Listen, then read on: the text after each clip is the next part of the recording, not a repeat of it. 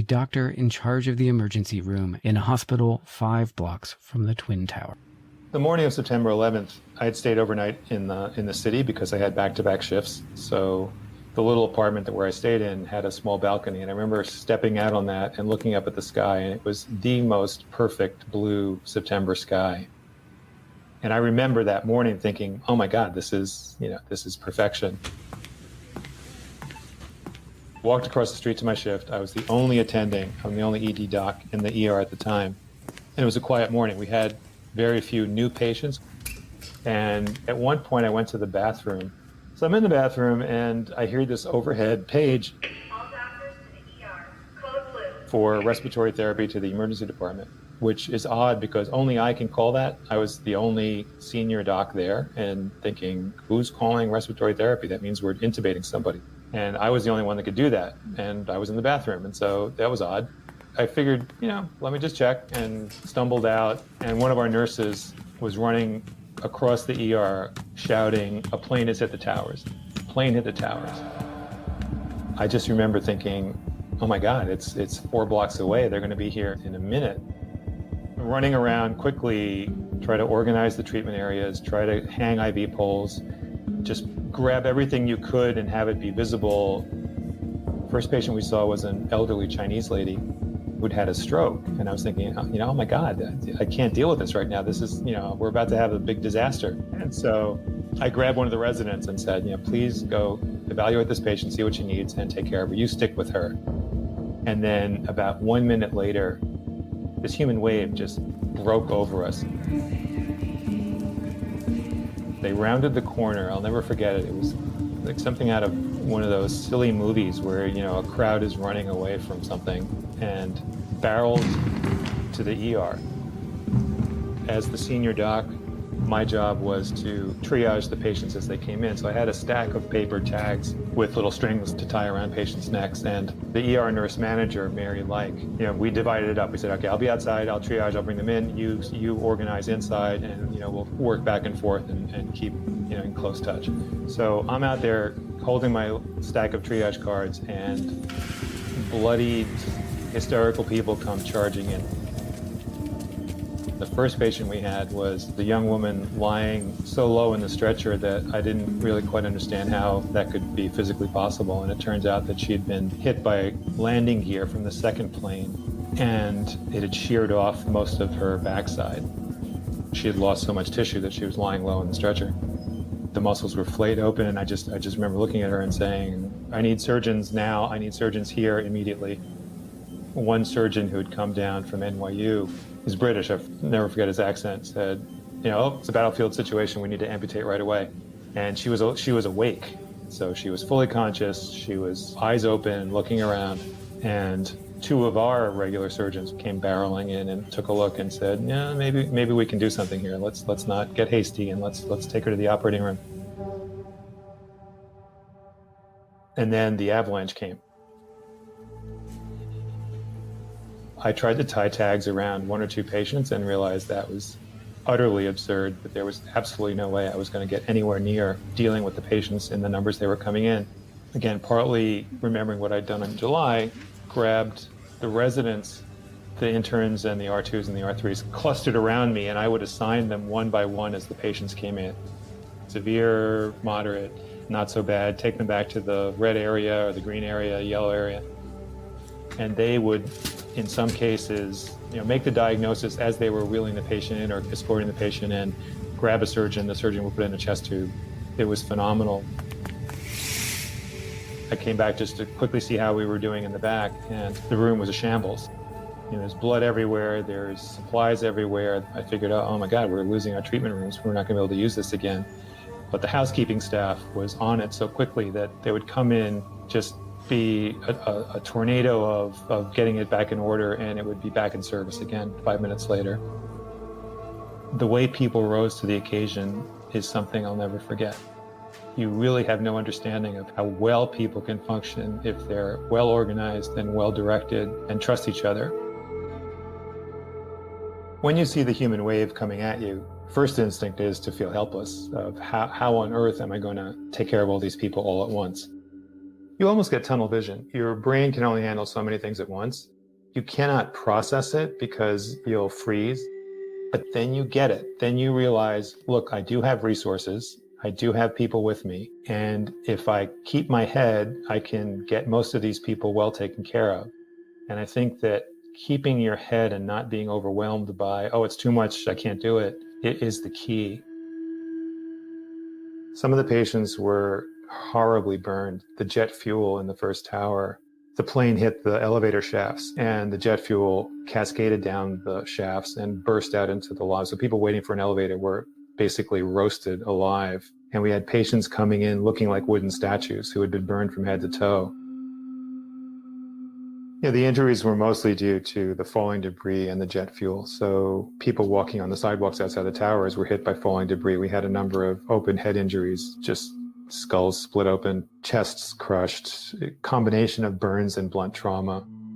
One patient who was visiting from Boston, and he just was walking on the sidewalk and the debris and the fuel hit him and caused a spinal cord injury at around halfway down his back, and it burned his chest. He was severely injured, but fully conscious. One of our nurses tells a story of taking care of him and him reaching up and saying, I'm not going to die, am I? And she reassures him that he's not, but he did 3 months later.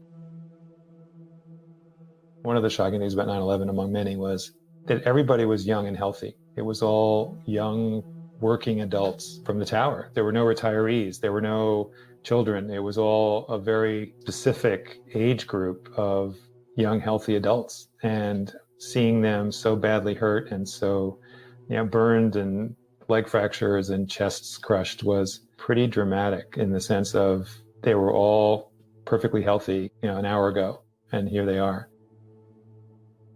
For me personally, I had to be sure I didn't get too bogged down in a given patient. Just make sure that they had the care they needed, stabilize, make sure nothing needed to be done right that second, grab the nearest surgeon or the nearest unoccupied doc and say, this is your next patient. It was like a radar sweep, just making sure that all these patients had somebody on them.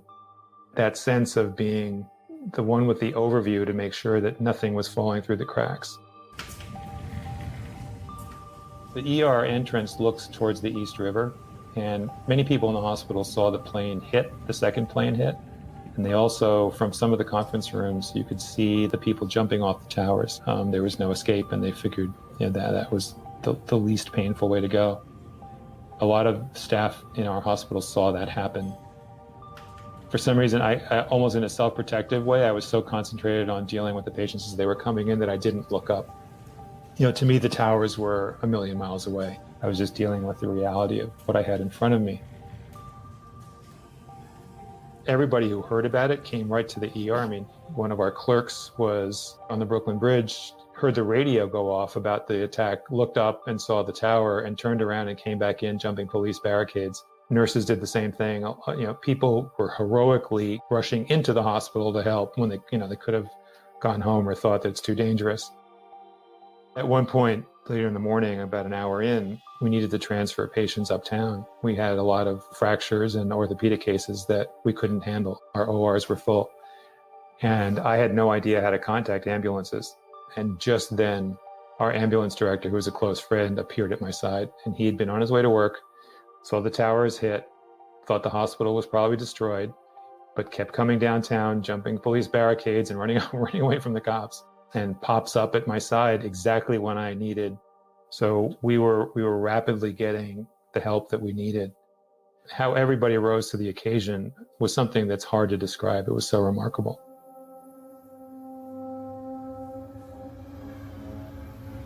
About an hour in, the world just exploded.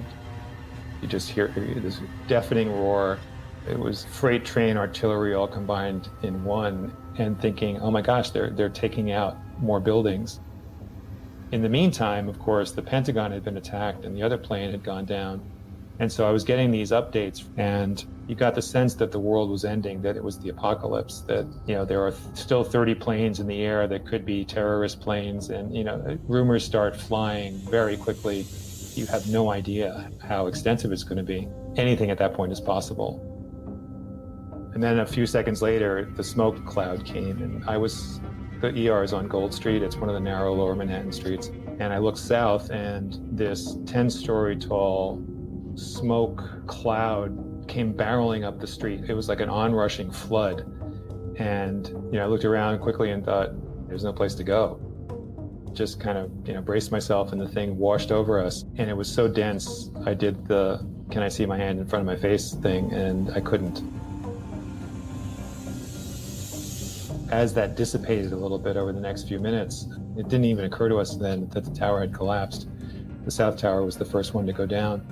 But it immediately struck us that with all this much contamination in the air, the ER is now unsafe. We need to close the doors. And so, somewhat idiotically, we tried to close the doors, but there were still patients coming in. So I know people that were up in the lobby upstairs where patients were being sheltered saw these ghostly hands pounding on the pane of the windows to try to get into the hospital lobby.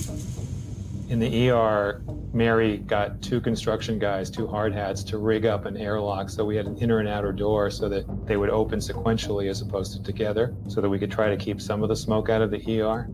But the whole ER then looked almost like a stage scrim, like there was a screen in front of everything. Everything was kind of hazy and smoky. And you're debating, should I even keep patients in this hospital? Should we shut down and not contaminate wounds or patients or you name it?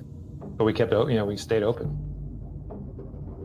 Now more patients came in because after the tower collapsed, a whole new set of injuries happened. People had respiratory issues, people had been struck with more debris, and now they're covered in dust, and you couldn't tell at all what was wrong with them. They would come running in, and you had to first kind of hose them down.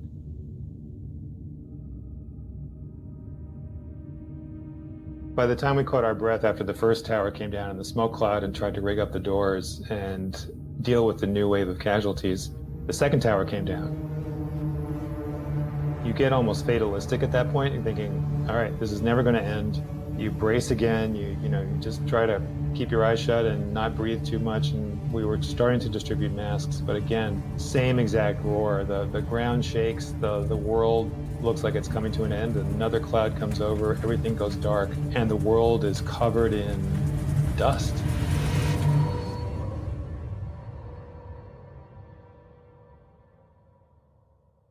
You almost can't move at first because you don't know if it's safe or whether you should breathe or whether you should walk or what. The casualties even at that point were still horrendous. I mean, one young man who was hit by the falling tower had a crushed pelvis and choked on the dust and came in, and the trauma team couldn't figure out where he was losing blood and just had a really hard time controlling his blood pressure and intubating him, and just because he was so covered in dust and so difficult to assess and so unstable. What people did to get out of the towers and get to the hospital was astonishing. There's one story of a young woman who was in an elevator. Elevator stops at the second floor. It jams or is braked at the second floor. She's with another woman and 3 men, and there's a little space between the elevator and the wall. So she was fairly petite, was able to squeeze herself through that space and fell 1 or 2 stories in the elevator shaft. Gets herself out of the elevator shaft into an ambulance, breaks some ribs along the way. And just as she's getting in the ambulance, the other tower comes down, buries the ambulance in dust. She gets out of the ambulance and then walks the 4 blocks to the hospital with a broken rib and pneumothorax. You're trying to absorb all these different stories of people in such dramatically individual situations. Everybody's story was different. Every injury was different. And just try to be with them. One guy, became hysterical. I think he had an injury to his arm and an injury to his leg, and one of our PAs had to throw herself across him to pin him down so the surgeons could, set his arm. That was unusual. Most patients were calm and cooperative and almost had a sense of, look, we get that there are many injured people here, and I'm not going to make a scene because you guys need to be able to concentrate on who's sick and what they need. And so that part was extraordinary, of how the patients themselves were heroic. So the power went out at around 5 o'clock because of the collapse of the Office of Emergency Management. At that point, there was no steam, so we couldn't sterilize instruments. The water pressure was pretty low. The air filters were dying. They were choked with dust. So we were still doing our best to take care of patients, but it was getting kind of tenuous that we were losing systems and starting to become non-functional. And again, the debate is, are you putting patients at risk by staying open? but they kept coming. We tried to control entry into the hospital, but patients would come in through other doors and other things that were open. There was no choice. You couldn't stop. The patients kept coming. My fear, my terror was that I was going to miss something, that I was not going to connect the dots well enough or make sure that things had been supervised well enough that a patient would be lost or damaged.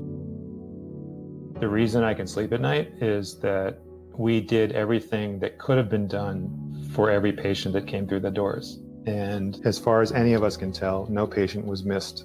And nothing treatable was untreated, which all of us will take with us forever. And that's just a testament to how everybody trusted each other. And I think there was a contagiousness to the organization and surveillance and clinical oversight that was very effective.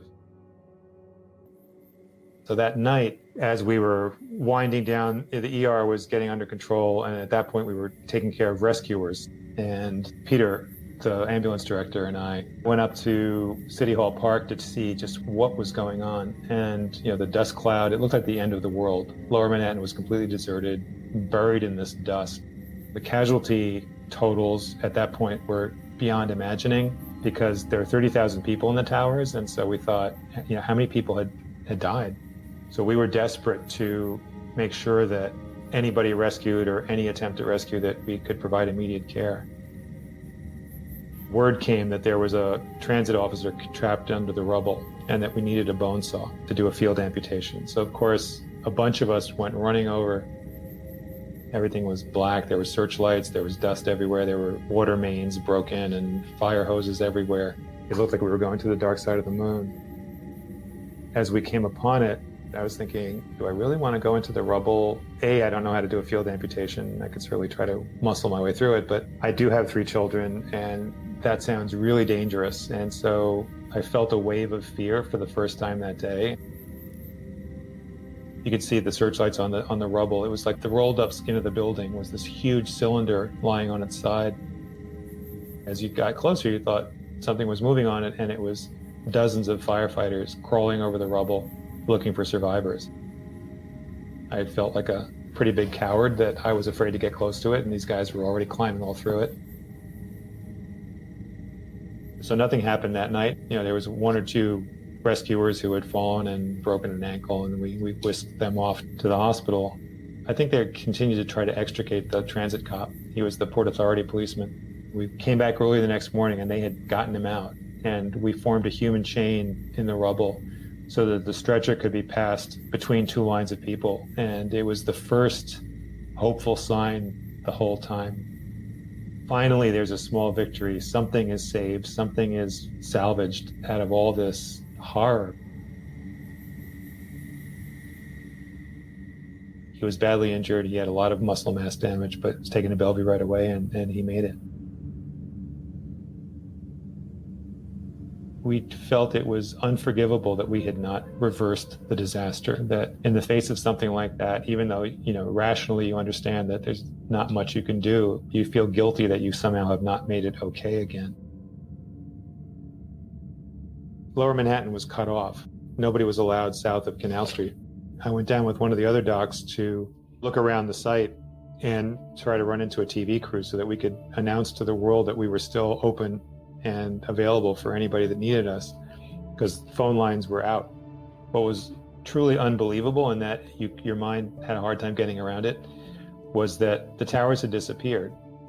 They had vanished, and there was rubble all around, but there wasn't a toppled tower somewhere. They had just pancaked all the way down and vaporized. And the power of that was so intense that to this day there are over 1,000 people that are still completely unidentified from the towers.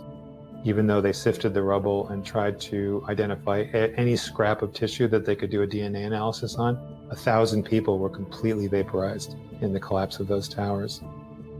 What had looked so mighty and powerful before was just dust.